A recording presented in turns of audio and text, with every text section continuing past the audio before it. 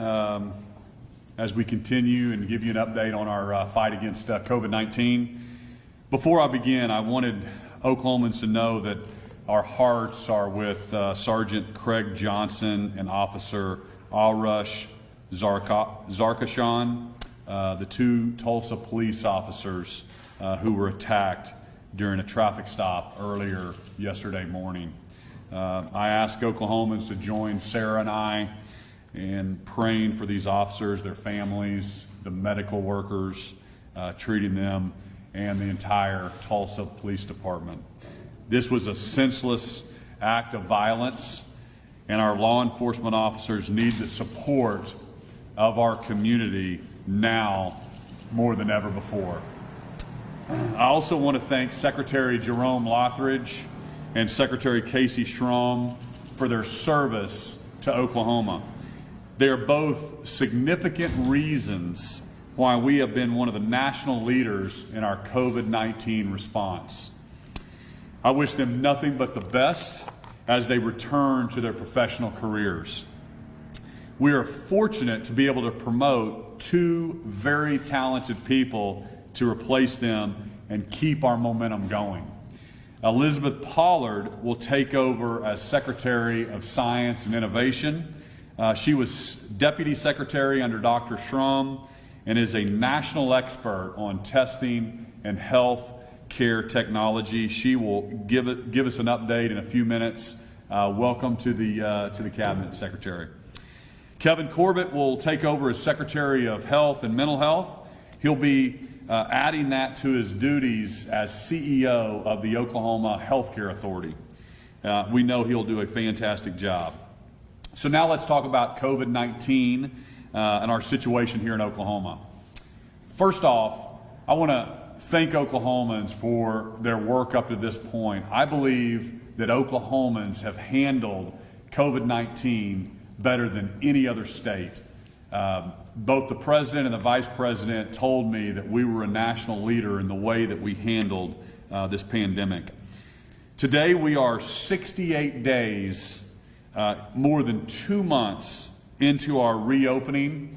We are more than 30 days into our phase 1, or right at 30 days into our phase 3 plan. And as expected, as we reopen, our positive cases have been increasing. Just because we're back open does not mean we can let our guard down against this virus.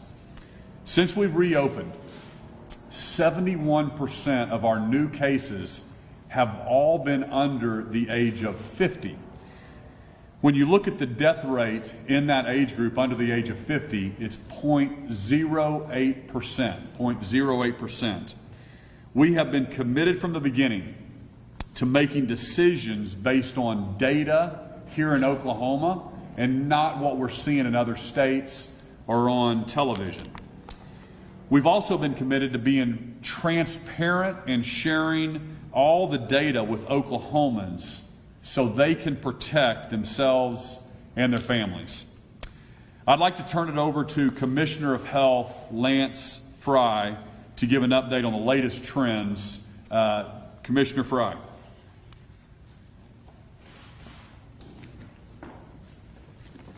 Thank you, Governor. Today, OSDH reported the largest increase in COVID-19 cases since the pandemic first arrived. We had about 585 positive cases. Our COVID-19 hospitalizations remain manageable and are not growing at the rate that we experienced in the spring, and our death rates remain comparatively lower. We also continue to have more recovered cases than active, with more than 10,000 recovered and 3,672 active cases in the state today. In all, Oklahoma continues to be in a better position than many of our neighboring states and hotspots across the nation. We're ranked 42nd in the nation in the cumulative incidences of COVID-19 per 100,000 persons. Today's increase will not be the last one we expect to see over the next several days. We ask Oklahomans to get tested before and after attending large-scale events, and we have seen record interest in our testing pods across the state. This is most clearly evident in that we exceeded our June goal to conduct more than 90,000 tests, having received results on 137,507 specimens. and in our decision to support additional stand-up testing locations in Tulsa, Oklahoma, and other cities over the past few weeks. Heightened interest in getting tested is a very good sign. This allows us to inform active cases in order to quarantine, to conduct tracing efforts, to encourage additional testing, and to understand the rate and reason for community spread. As you can see in this chart, Oklahoma has experienced increases in COVID-19 cases. It's differed in that since June, roughly 40% of these cases are under the age of 35. These individuals are at low risk. We face a critical situation as we approach 4th of July with a number of young people in Oklahoma who have the virus and are largely asymptomatic. Young people, rightfully so, will want to interact with their families and loved ones. In the vulnerable category of over the age of 65, grandparents, aunts, uncles, parents. Young people need to be very careful since they could be carriers and not symptomatic, and could easily pass on this virus to their loved ones. As we celebrate our nation's freedoms, we ask you to please wear a mask, frequently wash your hands, carry 60% hand sanitizer, and celebrate outdoors with ample of physical distance. Please be respectful and mindful of those with weakened immune systems and those that are older in age. We have also seen community spread from indoor gatherings, particularly for funerals, weddings, and large family gatherings where events are centered on socializing for long hours. Since June 1st, we've also seen an increase in COVID-19 patients in hospitals. We're roughly 40% below our height of 560 in late March and early April. There were 306 on April 24th, and we have 315 today. April 24th is when we started our reopening. I want to clearly communicate today that our hospital infrastructure remains strong. We have strategically and thoughtfully invested in this area thanks to the leadership of Governor Stitt, and I will let him get into his discussion regarding additional CARES funding that he's delegating to agencies to continue building this critical healthcare infrastructure.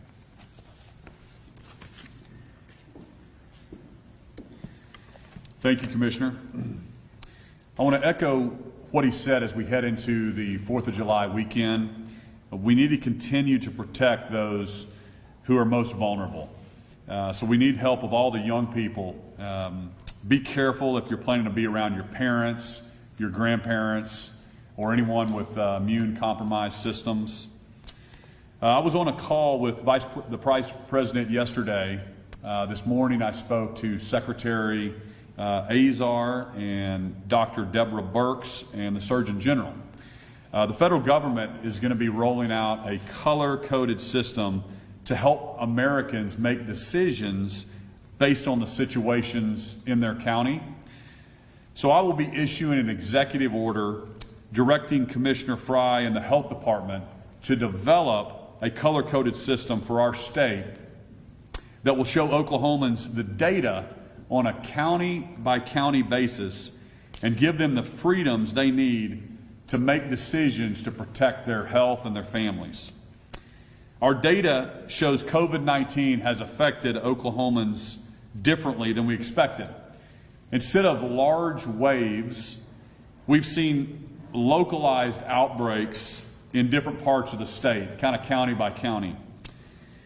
So giving county by county guidance gives Oklahomans accurate pictures of the situation in their communities. It also encourages them to be personally responsible for their actions, knowing their behaviors can help keep their county in the green. So being in the green does not mean you're going to have 0 cases. We know we will continue to see new cases as we find our new normal. We may be dealing with this virus for the next 24 months. This system will show Oklahomans how to deal with this on a prolonged basis. The White House is also directing Americans to wear masks in public where social distancing is not possible. I am strongly encouraging Oklahomans to follow this guidance and wear a mask in these situations. Oklahomans, we come together to support each other. We support our neighbors in times of trouble, like after a tornado or a flood. We can extend the Oklahoma standard by protecting our neighbors who may be more vulnerable to this virus.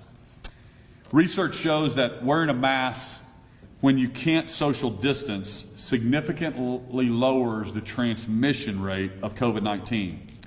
It may take some getting used to, but it's a small price to pay to be able to keep our businesses open, our economy running, and to be able to watch OU and OSU stick it to the Shorthorns on the football field in the fall. So it's this easy.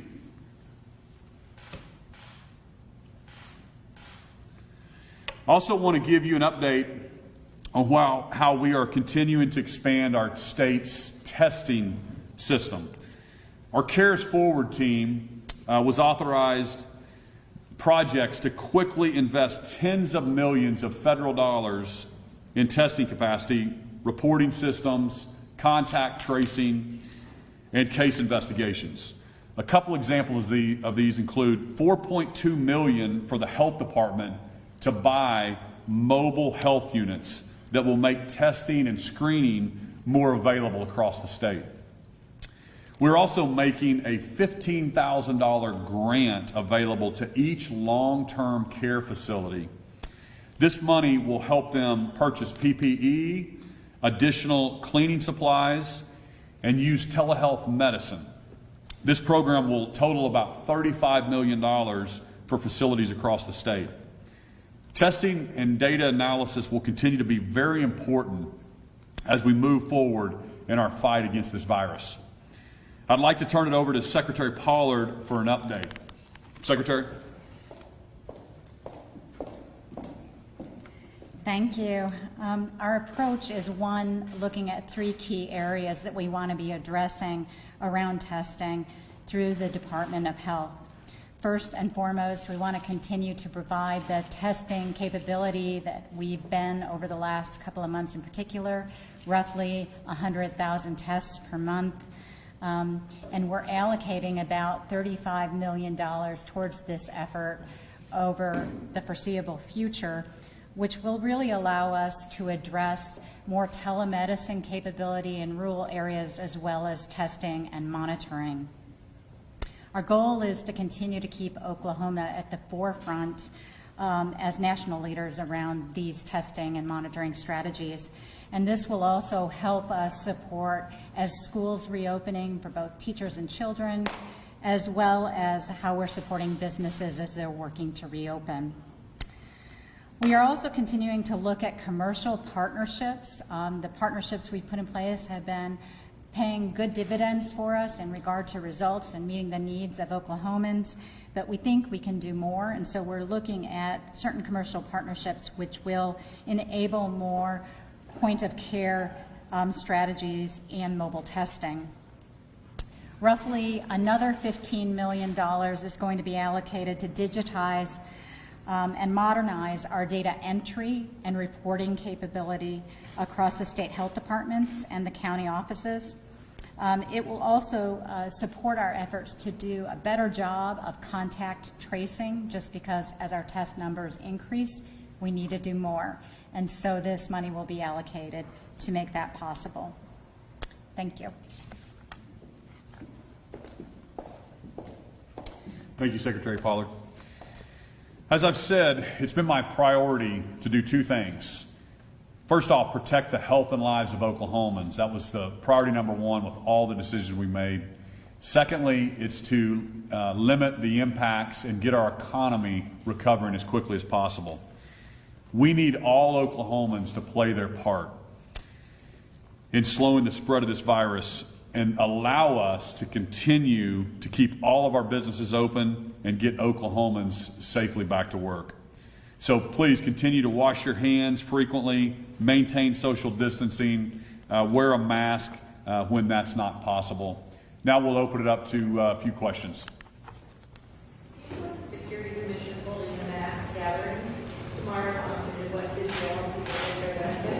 Is that a good idea given the spike in COVID numbers? Is it safe for Oklahoma to go to that? The OESC just to speak on, kind of broadly on that, they have gotten through 246 claims. So 246,000 claims so far have been paid by the OESC, and then we have about 4,000 in the backlog right now, and so they're working through that. You might have seen some of the folks in line trying to get through there, and so we wanted to meet with them individually because the last 4,000 applicants have language barriers. A lot of them don't speak English. They have technology issues. They can't actually apply like the 246,000 that we've processed. And so, yes, we wanted to make ourselves available to them so we can get those things, get them paid if they qualify, and get that money into Oklahoman's hands. But from a public health perspective, is that a good idea to have another large gathering or Well, I don't know what you call a large gathering. I just said, if we can remain social distance, great. If not, we encourage you to wear a mask. But I think people that are looking for unemployment benefits, they want to meet there. And so we want to make that as safe as possible for them, and we want to make that available. They'll have social distancing in place at the Reach Center. Would you consider giving local municipalities the power to enact a facial mask requirement so that they can back local businesses who want to create a greater degree of safety in their own businesses? Well, from the very beginning, I mean, we believe in local control, and we haven't been heavy-handed with the different municipalities, and so they're close to the people, and so we're trying to give guidance over the state of Oklahoma. We're trying to follow the CDC recommendations, but we've been very clear about we're not going to mandate masks throughout the state of Oklahoma. When you start mandating things, then the very next question is, well, how do you enforce it? And and so those are the things we're going to recommend it. I'm not worried about Oklahomans. They've handled this better than any other state. And again, we have 315 people across the state of Oklahoma in the hospital right now. We built capacity to 5,000 hospital beds, and that was the whole purpose of our 25 executive orders. That's the purpose of what we're doing with our color-coded system now that we're going to be rolling out later this week. It's always to flatten the curve. The goal was never to have 0 cases in Oklahoma. It's just not practical to have 0 cases. But it is practical to flatten that curve and make sure we protect our fellow citizens, and that's exactly what we're trying to do, and I think Oklahomans are doing a great job. The other thing that it might have got lost, that I love the fact, one of the points that Colonel Fry made, is we had 306 people in the hospital in the state of Oklahoma on April 24th. We started our reopening plan. Today we have 315 people in the hospital, even after 68 days of reopening. That's a great stat. It's just a testament to how Oklahomans are handling this situation. Yes, please. Secretary, early on in the pandemic, a lot of your time was spent trying to obtain testing supplies, other things related. Is that still the case now? I mean, how aggressive are you having to be? How much competition is there with other states for testing kits, or is that situation improved a lot? Sure, it's improved a lot, and I would say that it's not impacting our ability to have capacity for the state. We've built great commercial partnerships, both through suppliers as well as service providers, and that has worked remarkably well for us. As I mentioned, we're also looking at some more point of care and mobile testing strategies that might come through commercial partnerships, and those are being explored now. I know early on there was talk about innovative ways to make testing quicker or less invasive, and I know that's happening all over the world, but anything locally on that front that you're aware of? We are looking at many things, how we use antibody testing as a means or a precursor to determining PCR testing. We're looking at all of those things, but we want to do it in a way that's most effective and also cost efficient for Oklahomans, and so that's still being reviewed. Thank you. Dr. Fry, can I ask, thousands of people are being tested at county testing spots over the next 2 days. Is the health department planning to work over the holiday weekend to notify people of positive results, or should they expect to hear on Monday if they've got positive results? The pods, I mean, the tests usually are anywhere from 24 to 72 hours, and every lab is different. Some of those run over the weekends and some do not. So we try to notify as soon as we can when we get the testing back, because we know that's important to people. But everyone operates a little differently. So it's possible people could get a call, say, on the 4th of July, saying that they tested positive. It's possible. Governor, I have a question. Yes, sir. The CDC's recommended, wearing masks for more than 2 months now. In your public event Friday in Terra, you didn't wear a mask yourself. What's changed in your mind as far as mask wearing since Friday? Well, the CDC guidelines, if you can't maintain social distancing, then they're recommending wearing a mask. We're trying to follow that guideline. And again, that's where, as governor, I don't want to get to a point where we start shaming people for choosing not to wear a mask. There could be reasons why they don't want to wear a mask or they couldn't wear a mask.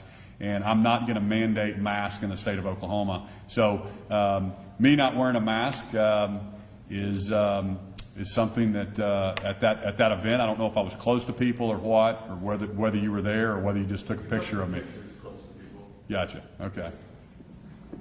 I know you said you won't mandate masks here in Kansas City yesterday. Is that something you would reconsider if we continue to see these single-day spikes like we've seen today? No, I will not reconsider mandating masks. We believe in freedoms. I will not mandate that in the state of Oklahoma. What's your experience so far wearing one? As I say this, as my glasses fog up and I can kind of hardly see you.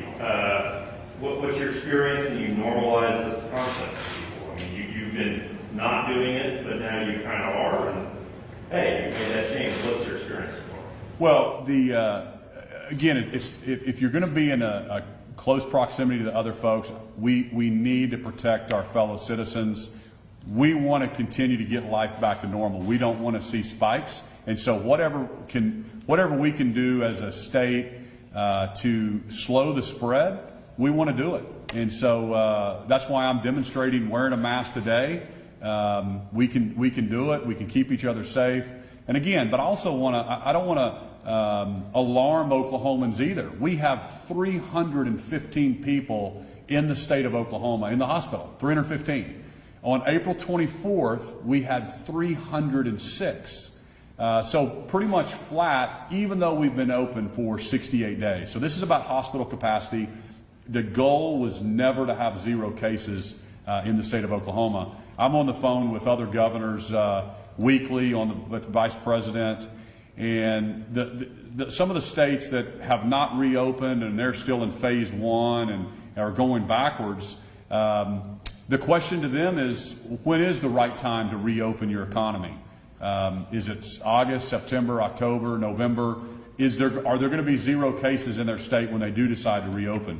And so when you think about this could be our new normal. This is what I'm telling Oklahomans for the next 24 months. We need to learn how to live with this, and that's why we're going to roll out a county-by-county heat map that allows us to understand and know how to be more social distance if we need to, because we have more hot spots in certain areas of the state. Change directions on you real quick. It's election day. You said you've been on the phone with a lot of people. Looks from Facebook and whatnot, you've been on the phone with some of your legislative friends who you had endorsed. Has that been a fun experience coming out of a decently acrimonious session to then get some endorsement requests from people? Have you enjoyed that?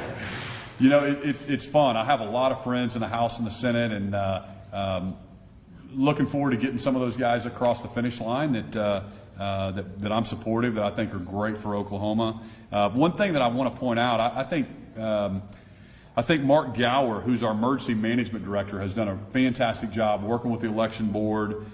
We have provided PPE, disinfectant, cleaning supplies to at least 37 different county election boards, just to make sure that's as safe as possible as people get out and exercise their right to vote. So it is Election Day. Those folks watching this on TV, we want to remind them to get out and vote. Oklahomans are voting today on Medicaid expansion. Early on in your tenure, you said that you wanted to offer an alternative to that. Obviously, you said the downturn in the economy kind of stifled this from the plan. I guess looking back, is there anything that you think could have been done differently in order to offer a more robust plan or an alternative to Oklahomans, or is this just a product of the economy? You know, that's a good question. I think, you know, in my opinion, 802 is really harmful for Oklahoma because it's going to be put into our Constitution. So if that passes, it goes into our Constitution. It gives us no flexibility. We have to fund that for the next 50 years, 100 years. We already have Medicaid in Oklahoma. We cover 800,000 Oklahomans, the aged, blind, disabled, pregnant women, children. So this is a new population, adult population, healthy adult population without children, basically. So there is a cost to Oklahomans. So the question is, how are we going to pay for it? And yes, the unemployment with COVID has increased the cost.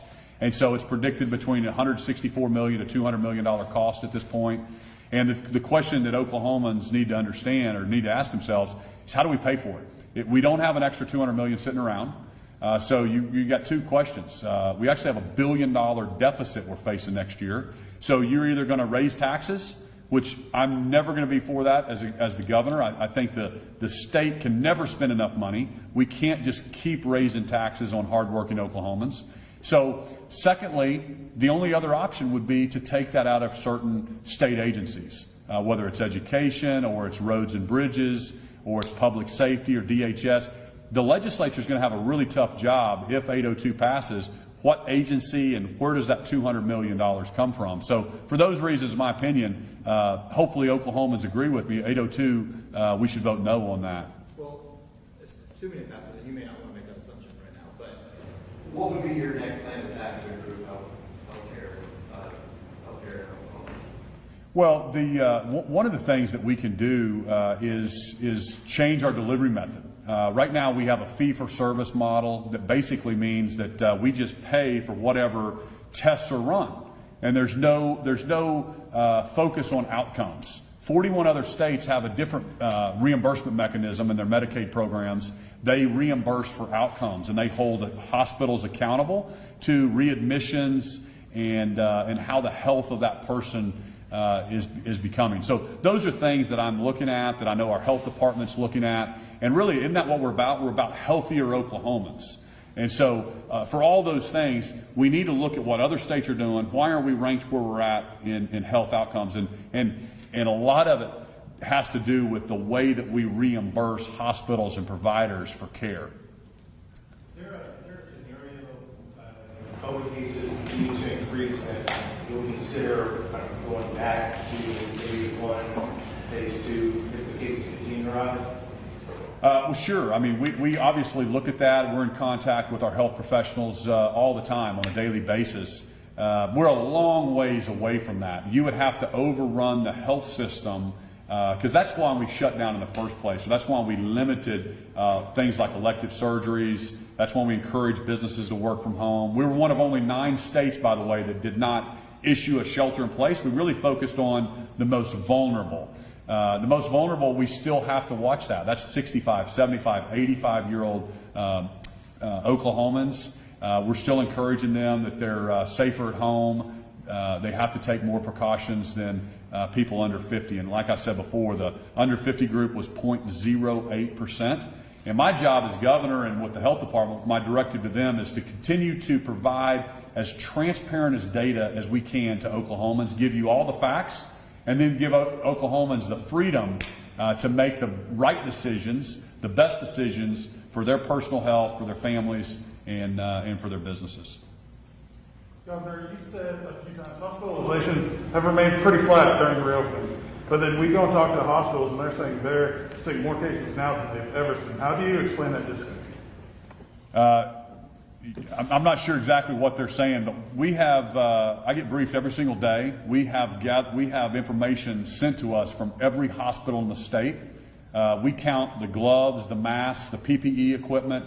We've set up a system to make sure that we know exactly what we have in our hospitals, how many COVID patients we have, how many presumptive COVID patients, how many ICU patients, how many beds are available, how many ICU beds are available, and we have a very robust system of tracking.